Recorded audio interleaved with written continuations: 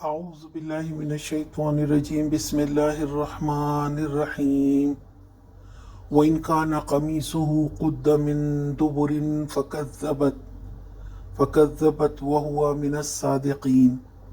اور اگر اس کی قمیص پیچھے سے پھٹی ہو تو عورت جھوٹی ہے اور وہ سچا ہے۔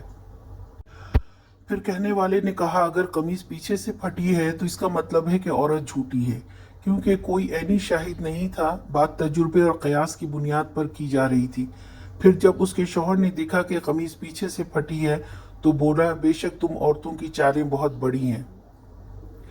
دوسری روایات میں مفسرین نے کہا ہے کہ یہ اللہ تعالیٰ نے فرمایا ہے کہ عورتوں کی چالیں بہت عظیم ہیں۔ بہرحال اس میں کوئی دو رائے نہیں کہ فتنہ پردازی اور پیترا بدلنے میں عورتوں کا کوئی جواب نہیں۔ بائبل نے اس قصے کو جس بھونڈے طریقے سے بیان کیا ہے وہ ملاحظہ ہو۔ تب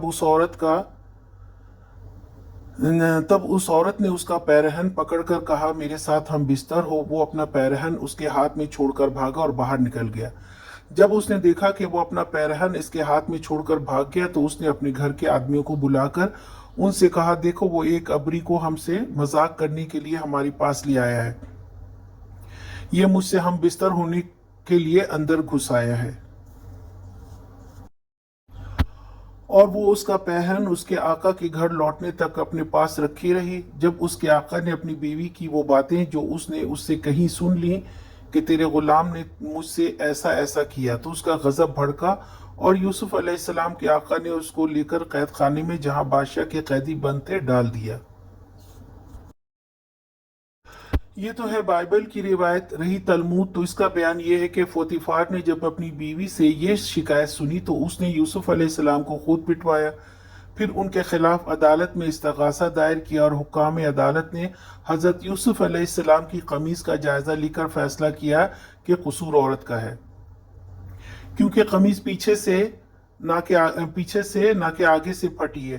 لیکن یہ بات پر صاحب عقل آدمی تھوڑے سے غور و تامل سے بآسانی سمجھ سکتا ہے کہ قرآن کی روایت تلمود کی روایت سے زیادہ قرین قیاس ہے۔ آخر کس طرح یہ باور کر لیا جائے کہ ایسا بڑا ایک ذی وجاہت آدمی اپنی بیوی پر الزام برداشت کرے گا؟